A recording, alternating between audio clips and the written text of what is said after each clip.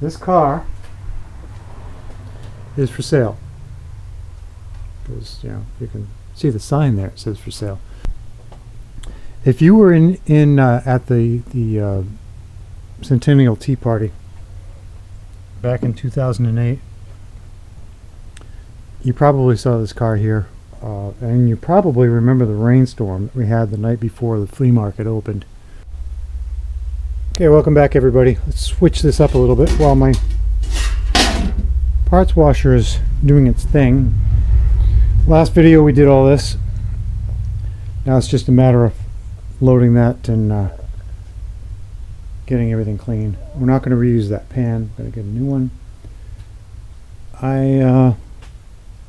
Yeah, let's put that on hold. I want to talk about this. So I think I'm going to go through it and let you know what we got going on here. The front end's been all rebuilt.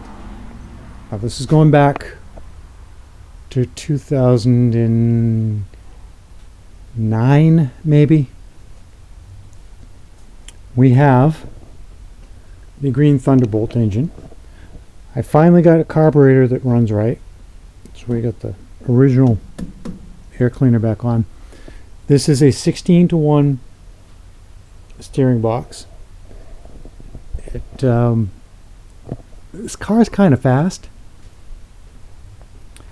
and I ended up in the next lane. I got hit with a crosswind and ended up in facing oncoming traffic, so I had to change the steering a little bit. An electric fan, the Jern Thunderbolt 28 Chevy, there's 420 thousandths of lift at the valves. It's got disc brakes on it. There is a fuel regulator up here that I didn't actually need. I thought I did. I put it on there and I didn't. The radiator is new as of 2000. Hang on. The radiator was new in 2010. Here's the other side of the engine. Hopefully you can see it. Yeah, let me get a light. Okay, we got a double-edged sword here. The light's going to help you see, but it also doubles the size of my camera. Actually, it triples the size of my camera, so it's a little harder to film. Alternator, this is a 12-volt system. Distributor with points, because the Petronics didn't play out very well. Top oiler, Marvel Mystery Oil goes in there. Let's go back to the other side one more time because you didn't get to see a good well lit shot over here. Here's the engine. It's been prettier in the past, but it does run. It runs really well. We've got buggy headlights. The reason for those was nobody made bulbs for the stock headlights, and I used to drive this. At night because with those headlights on it, it had the best headlights out of everything that I owned, and now they're compared to the LEDs. I've got the original headlights. I will throw them in if you want them. I just haven't got around to changing them back yet. And I bought some bulbs. I don't know where they went. They're in the garage somewhere. I've got some projector bulbs. You've seen those in the other videos. I put them in that yellow car, the 25 Touring. If you want to see that video. Oh, and I put them in the chicken coop too. So there's that. Now the rear, we've got disc brakes. These were originally done by Bill Tharp. I played a small role in the development of these. And this thing stops. If you're going down the road, you hit the brakes. It's heavy enough so it doesn't lock them up, and it stops. Now if you look through, and here's where this light becomes an issue. So I'm going to go sideways and try and show you. It does have a Casey Warford. It does have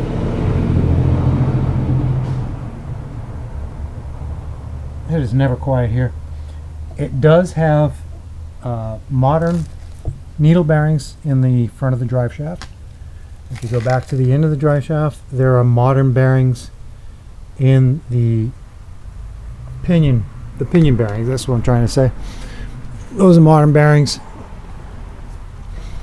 Looking into the rear end, there are roller thrust washers in there, and we come out to the end here. These are full floating hubs. John Stoltz. I'm having names today. John Stoltz makes those. Actually, he made all the bearings in this vehicle. But if the axle breaks, these wheels won't fall off. We've got turn signals. We've got a tail light. I got a stop light. Here's the back of the car. Here's this side. And we're back around, and you can see the turn signals on the front as well. All the doors are tight. They all open and close just like that. I don't have this key. I never got it. I don't know if the previous owner had it or not. Inside we have a foot throttle. We have a modern key. We have a voltmeter because we're running 12 volts, a little light that works. We've got low beams, parking lights only, and high beams, and this turns them on.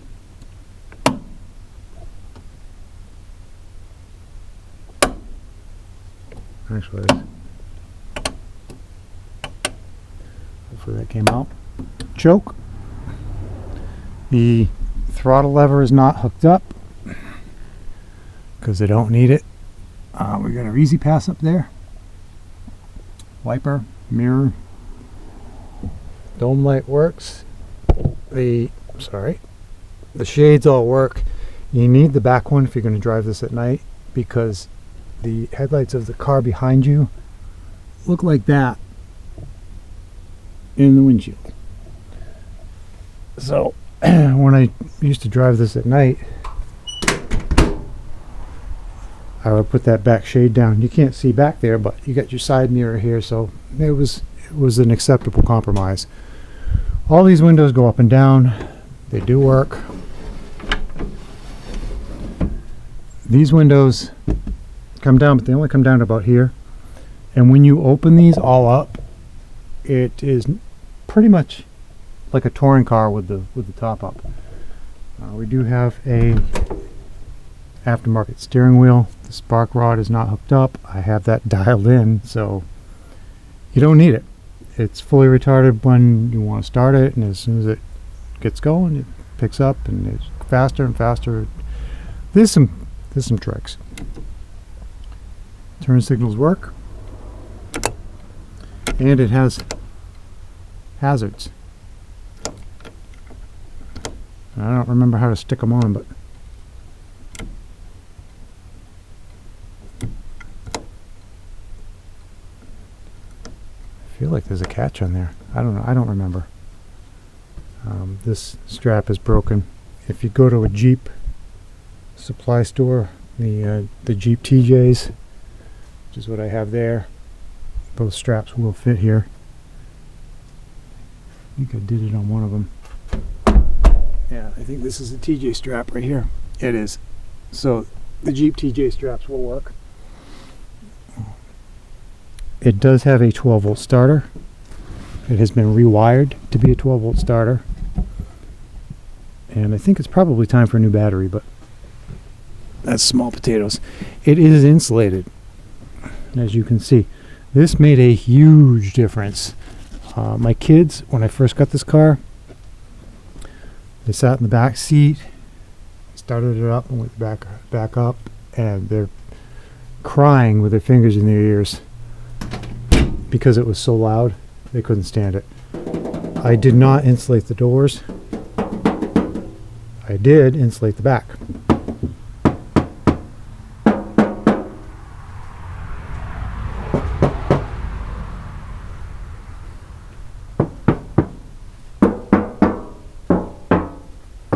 and I insulated the floor in the front as well. This is not plastic, this is metal. Even though you can't really, you'd think it was fiberglass, but it's not. Let's give you a little proof here.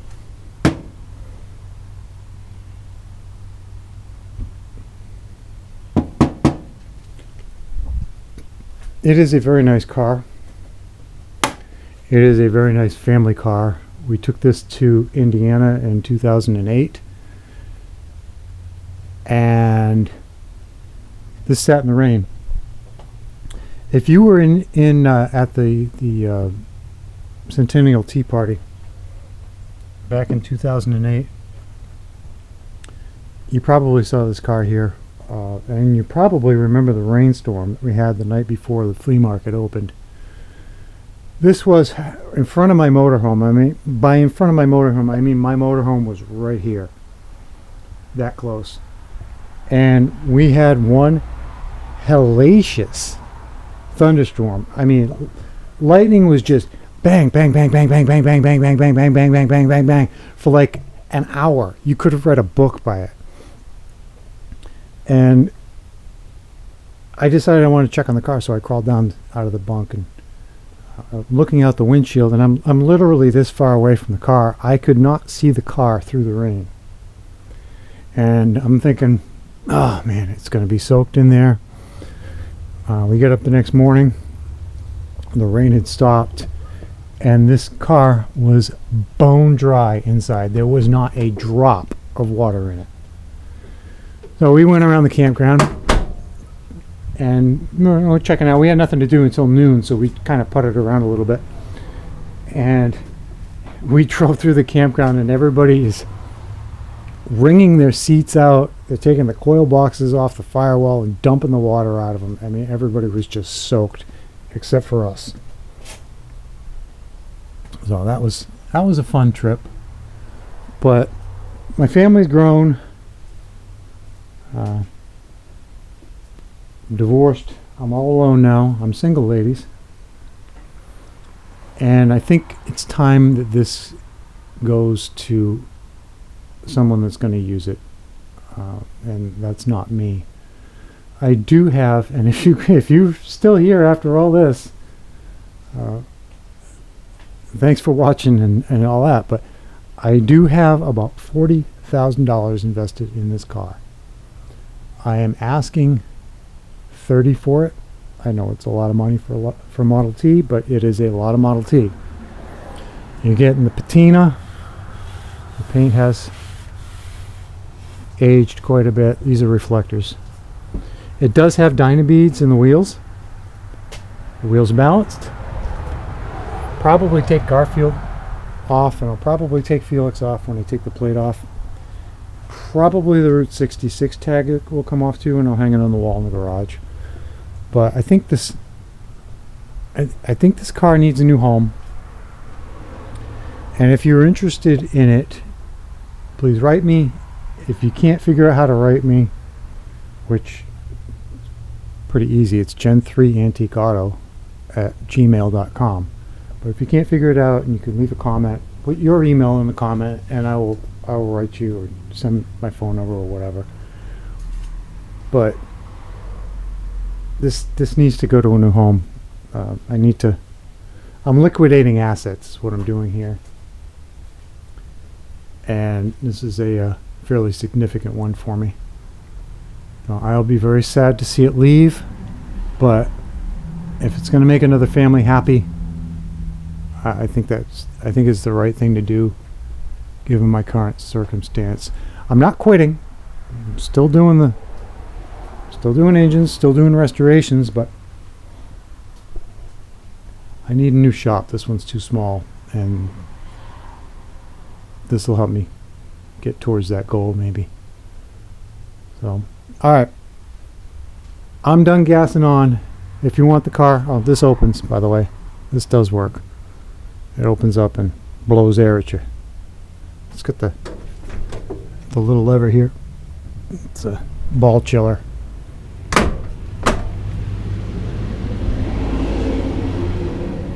Alright, let me know if you want it, or if you think you want it.